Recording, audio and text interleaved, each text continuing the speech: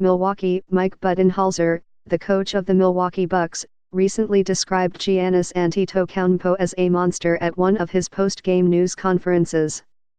In that moment, as he stood a few feet from Budenholzer, Bryce Christensen tried to work out in his head how to interpret that word for his audience watching live on social media. Christensen, a sign language interpreter, decided that using the word monster would have been too literal, so he signed for the word explosive instead. Afterward, Christensen was second-guessing himself. Sports jargon can be tricky. He even consulted Christopher Rawlings, a friend and colleague who works as a sign language specialist for the state of Wisconsin. Rawlings, who is deaf, asked Christensen whether he had considered using the sign for hot or on fire. It was all about getting to the essence of a simple truth, no matter the language. That Giannis is unstoppable, Christensen said. The Bucks are trying something new after their home games this season, broadcasting Budenholzer's remarks to the world in English and in American Sign Language. The Bucks, and especially Antetokounmpo, are leading the Eastern Conference and are as good as ever, but now even more of their fans are able to engage with the team and enjoy Budenholzer's recaps of the Greek Freak's nightly feats of awesome.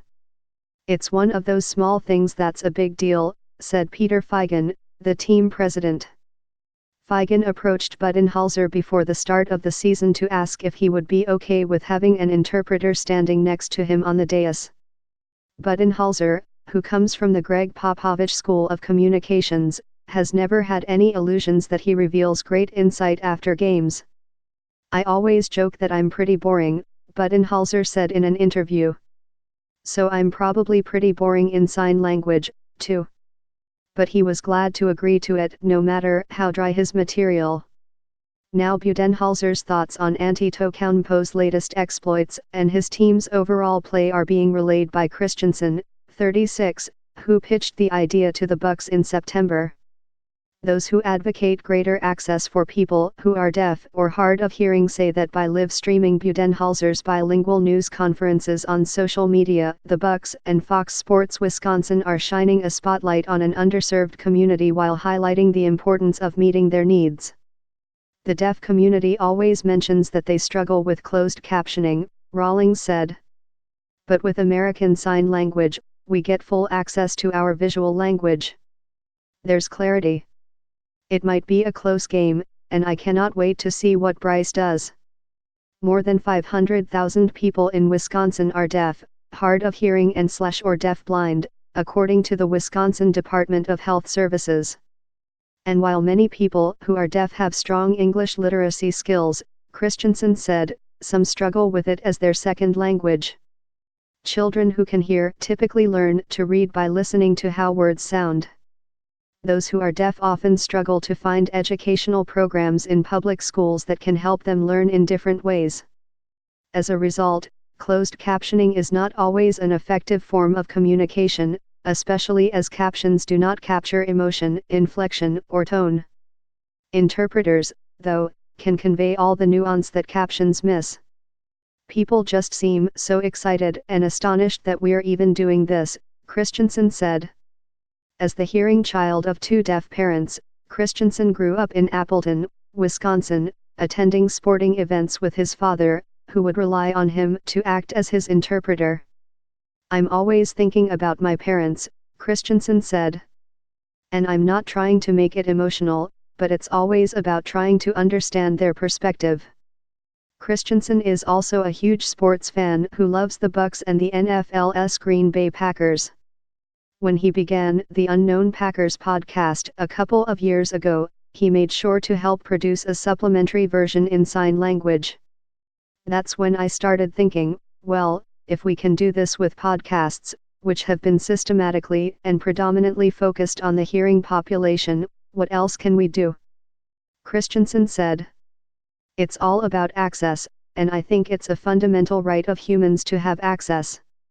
Christensen had been working as an ASL interpreter for concerts and events at Fiserv Forum, the Bucks' home arena, when he had lunch before the start of the season with Kieran Nolte, the vice president for Arena Experience.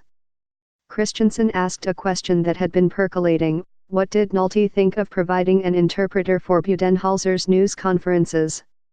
Christensen said he had gotten used to people politely brushing him off whenever he asked about improving access for the hard of hearing. The line he usually gets is, "I'll get back to you." But he could tell that Nolte was intrigued. Sure enough, Nolte went to Figen, who was so receptive to the idea that he took it to Budenholzer.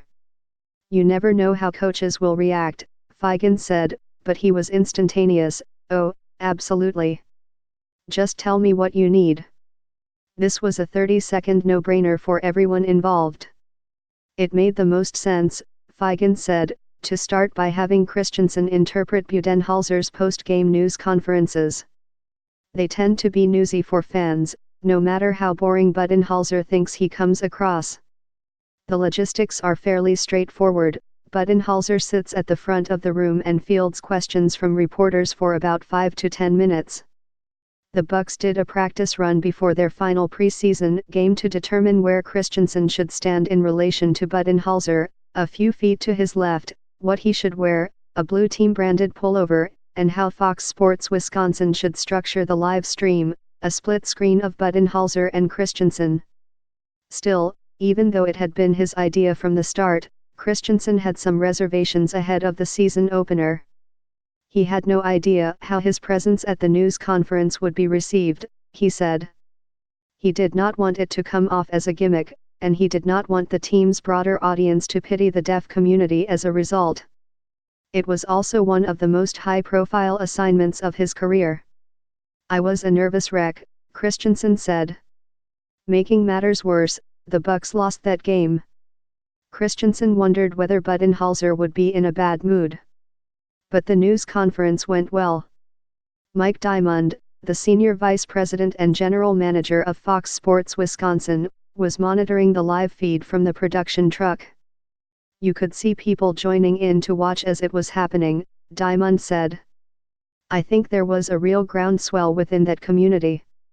The news conferences are averaging more than 7,000 views per game on social media," a team spokesman said. The TV broadcast does not include Christensen's signing.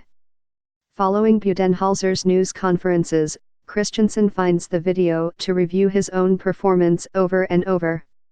He wants to be as precise as possible. "After the last game, my wife was like, 'How many times have you watched this?'" he recalled. Christensen is learning as he goes while coping with a sliver of newfound celebrity, which was never his intention. "He does not like being the center of attention," he said. "But a few people have recognized him around town," he said, "and friends are curious about his new gig.